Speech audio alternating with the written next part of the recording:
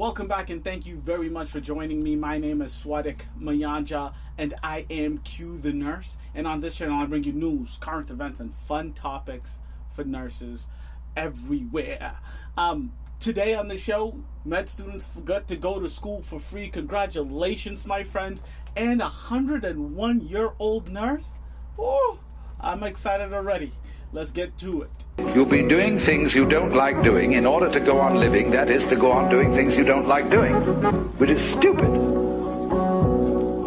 Better to have a short life that is full of what you like doing than a long life spent in a miserable way. Hey! So congratulations to all of you med students. You guys get to go to school for free, at least the NYU students. All right, the NYU students, good for you guys, because as of last Thursday, they have announced that all current and future med students will be able to go to school tuition free. I think this is absolutely phenomenal. We all know that the amount of people going into med school have been less and less every year. This is one way to do it, because everyone and their mother knows med school isn't just you go to school. Med school is an entire process. It's impossible to work while in med school. If you are working while in med school, hats off to you, but it is a very difficult process. And being not able to work while you're in school means that you have to take all your loans out, and when you do that, coming out of med school, you're hundreds of thousands of dollars in debt, and it is indeed a scary thing. So NYU, good for you. I mean, this is absolutely a beautiful thing. So the New York University will offer a scholarship that covers tuition to every new, current, and future medical student. All students enrolled in the MD degree program are eligible regardless of their financial need or academic performance. The scholarship covers the full cost of tuition, which this year amounts to $55,000 and $55,018. I think that's, like I said, this is what we need. Healthcare is one of those professions that you always need people in it. And if you have a shortage, you have to figure out, why is it that no one wants to be a doctor? Why is it that no one wants to be a nurse? And if the entry to get into being an MD, the entry to become a doctor is hundreds of thousands of dollars of debt, a lot of people are going to say, no thank you.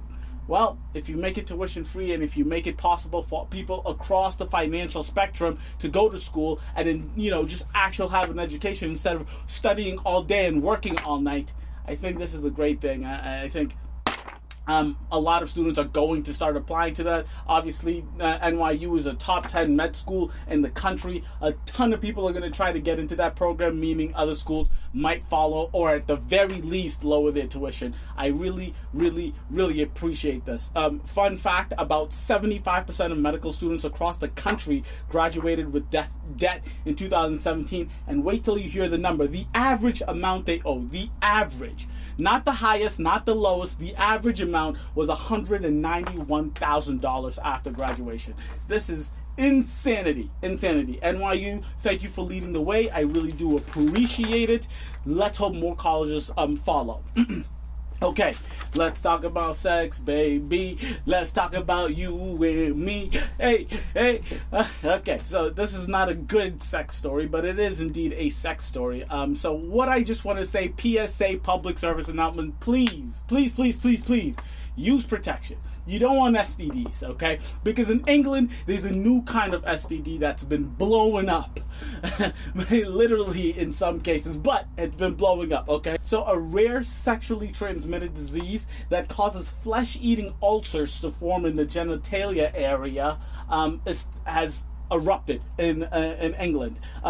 So according to the CDC, donovanosis, I hope I'm saying that right, is spread through sexual intercourse with an infected patient or by coming in contact with the patient's infected ulcer.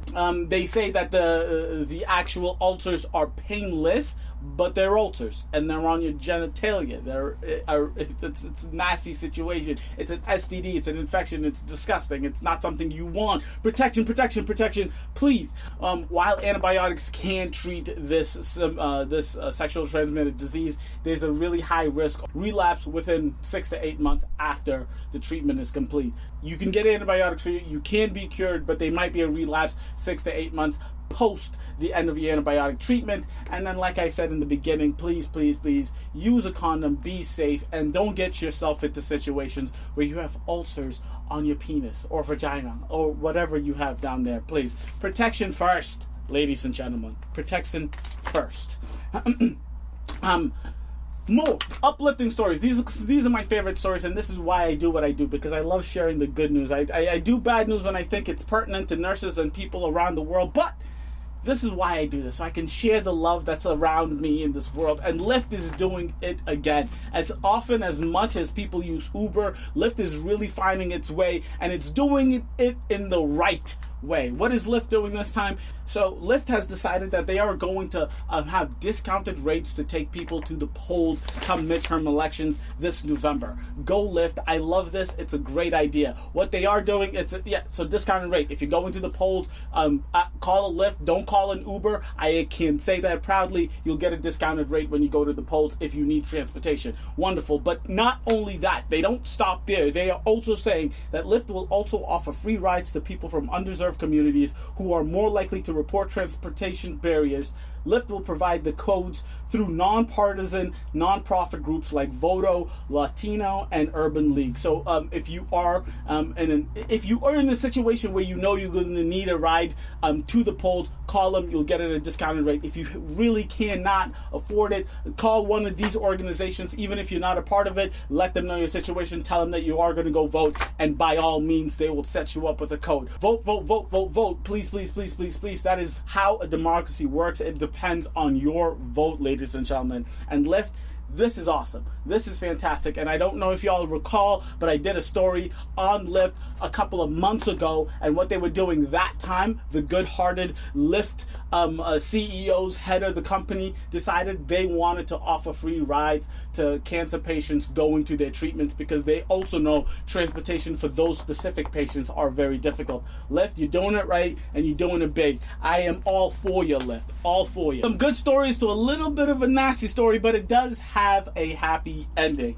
This young man, a 24-year-old young man, almost died due to constipation. He almost died because he was backed up so very much. So this 24-year-old young man had chronic constipation. A sad situation. It's not the end of the world type of thing. You know, I know, as nurses, all we do every single day to every single one of our patients, when was that last bowel movement? Well, this man, it doesn't give us an exact number, but it went weeks, maybe even months, because this was a super insane situation. He first went to the hospital. They gave him some laxatives. He said, I have some abdominal pain. It's hurting. It's painful. Gave him some laxatives. They sent him home. Came back a few days later. The pain was much worse. It was insanely painful. So they did a CT scan that revealed that the man was suffering from conditions known as megacolon and megarectum. First of all, that's one of the most clearly named diseases that I have seen in a long time, and I really like that they do it that way. But at the same time, megacolon and megarectum, if you don't know what a colon is, it could sound like Megatron or some shit. That's not the point. That's not the point. The point is, he has megacolon and megarectum. If you don't know what those conditions are, the conditions are incredibly dangerous. And in this particular case, the man's rectum was dilated to the point that it was beginning to tear, poisoning him from the inside out. So he just, the rectum, it's called megarectum because it becomes so big, and he's dilated to the point where it started to rip. Once it ripped, it's fecal matter. The fecal matter is going all over his ripped rectum, causing him to, get infections, because fecal matter is disgusting, it's dirty, it's not supposed to be in your bloodstream. But his kidneys tried to do what his kidneys do best and filter out all the disgustingness from his blood, right? But because the kidneys was doing this all day, every day, they began to fail. This backup of stool caused him so much damage that it was nearly going to cost him his kidneys. This is a scary situation. So this is not, let's move your bowel so you're not constipated. This is, let's move your bowel so you don't lose a kidney. This is insane. So the kidneys attempting to filter his increasingly toxic blood were beginning to fail. He was immediately rushed into surgery, and surgeons repaired his damaged inside and relieved him of his fecal burden. So he went to surgery. They sewed up that rectum tear. They removed all of the stool from him, and and he is back to normal. So happy ending. But remember, ladies and gentlemen, please have regular bowel movement. Don't go weeks, months, days without it. It's a natural process of living as a human being, and it is a good one, and it's there for a reason. Don't get backed up, because who knows, you might lose a kidney for it. Okay, you might lose a kidney. On the note of some stool, I have a story, a good story, a really good story about all of the goodness that happens in your gut. Okay, so a new study found some bacteria that might hold the key into universal blood transfusions. This is amazing. This is the kind of tech and research and studies that I love, because it is moving healthcare in a better, easier, more efficient place. Okay, so a new study found enzymes that were made by bacteria in the human digestive tract that can strip the sugars that determine the blood type from the surface of red blood cells in the lab. If you were asking, well, why is that important? Why do you need to strip the sugars from the enzymes and all of that good stuff? Let me tell you, all right? Pump the brakes, homie. So a few enzymes discovered in the past can change type B blood to type O, but the newly discovered group of enzymes is the first to effectively change type A to type O. So the sugars that are on the blood cells determine the type of blood it is, right? So depending on the makeup of the sugar that's around the blood cell, it would either be a type A, type B, type AB, right? But type O blood, which is the universal donor, has no sugars on the red blood cell. So if you have an enzyme that can break the sugars down from around the blood cell, you are therefore turning all of type A's and type B's and even type AB's into a type O, which means all of those blood types can then now become the universal donor, which makes life super easy. We all know as nurses, when you are doing a blood transfusion, it is super stressed in nursing school. It is super stressed on all of the units you'll ever go to. You need to double check it. Super important. You got to check it twice, 3 times, 4 times. You check it with the lab. The lab checks it with the nurse checks it with another nurse before you even start it, right? Then you have to hang out there to see if any bad reactions happen. Blood transfusions are a very scary thing, and this makes it a lot easier. And on top of it, making it a lot easier and a lot more efficient, it makes everything a lot cheaper, right? Because you've been to blood drives, you know of people that are always in blood drives. When you do give your blood, if you're a type A, if you're a type AB, if you're a type B, you're like, nice, thank you for coming. But if you're a type O, they're like, oh, you better come back every week, because we need as much of this as we possibly can. Because when it comes to emergent situations, trying to get the right type of blood is a very difficult situation. Okay, so this is amazing. Hopefully they figure it out to the point where this can be just happening at all labs throughout the country, and all of this blood can be universally given to anyone and everyone that is in need. Yes, science is a good thing, and I'm all for it. So this next story is not happy. It's not a good story. It's a sad story. But the reason the reason I decided to do the story is because I just want to highlight the fact that nursing is not a safe, cushiony, fun job. It is, in fact, and can be very, very dangerous, right? So we nurses, it's our job to take care of our patients. We don't get to choose our patients. Sometimes our patients, they have mental disorders, so they, a little on edge, right? Sometimes our patients are bad people. When I say bad people, I mean people who are in jail. And then there's sometimes where you are a nurse and you're taking care of someone and just they're a gross, disgusting human being. And this story is an example of a disgusting man who did try to take advantage of a nurse. So let me tell you what's going on. And this nurse worked at the Hershey Medical Center, and one of the patients attempted to rape her, which is the scariest thing in the world, right? So what happened? So a nurse at the Hershey Medical Center was working with this patient. His name is Christian Bonnet.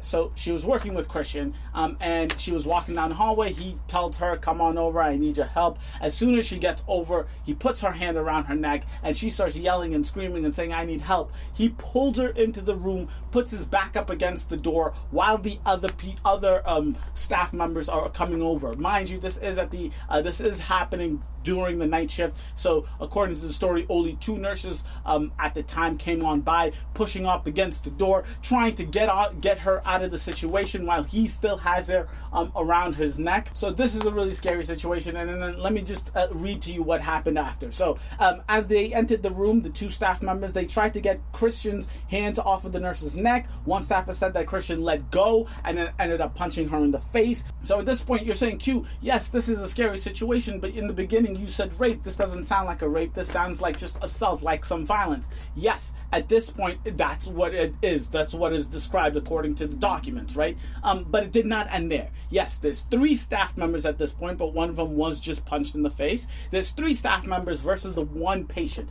But he's insane. He's a disgusting man, like I said from the beginning. So he doesn't stop there. He continues to fight. He pushes back on the 2 staff members, refocuses on the nurse that he called over, that he punched already in the face, throws her on the bed, and at this point his Johnny is off. That means he's naked, and they can see him bare bones naked. And in the documents they state that he was erect, and at that point is when he started to try to pull off her clothing. So yes, it was an attempted rape. At this point, there were more staff members in the room. They called security, and then security got him on the floor. Restrained him onto the bed. Police was called over, and then they took him away from there. So the reason I'm telling you the story, and it's really sad, and I'm happy that she's safe. I can't imagine this happening to me or anyone I work with at work. And let's be honest, 90% of the time, this is going to happen to a female nurse.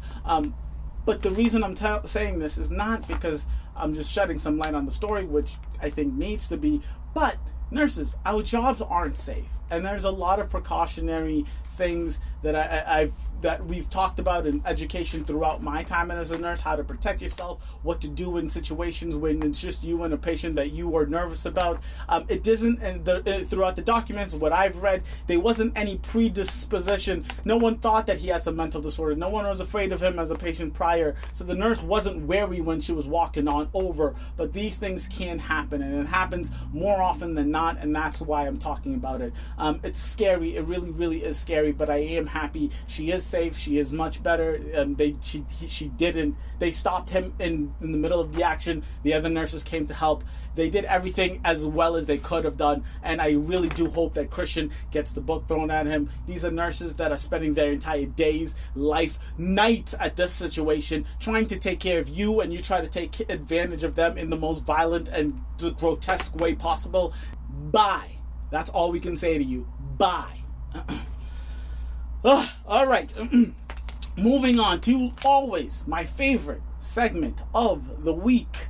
Favorite segment, Nurse of the Week. And this Nurse of the Week, ladies and gentlemen, as nurses, if you love your profession, if you love what you do, this is the lady you want to grow up to be. This lady is 101 years old, and her complaint is, she was a nurse for forever.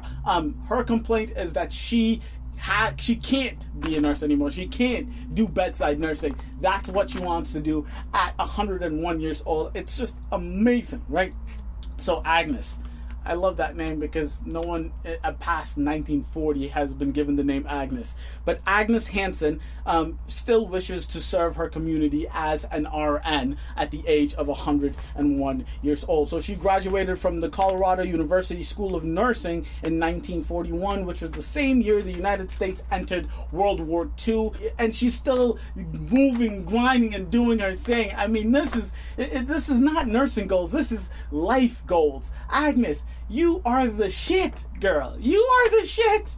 This is super exciting. I want to be 101, hoping if I get to be 101 and I enjoy nursing the way I enjoy it right now throughout my career, would I still want to be a nurse? That is the question. And bedside nursing she's talking about. She's not talking about management or charging her. She's talking about bedside nursing at 101 years old.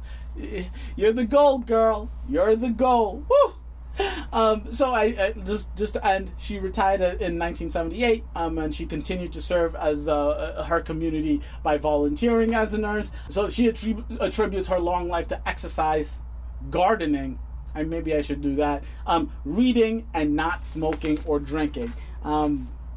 maybe I'll slow down on some of that stuff. But until then, let me live, right? But that's absolutely amazing. Agnes, Nurse of the Week, congratulations. I want to be you when I grow up. Thank you guys so much for watching. I really do appreciate this. If you guys were informed or educated in any way, shape, or form by these stories, please hit that like button. If you liked my presentation of the news, I really suggest you subscribe and hit the notification bell so you know every time Q the Nurse drops some hot, fresh pressed news. Thank you. Catch you next week. Deuces.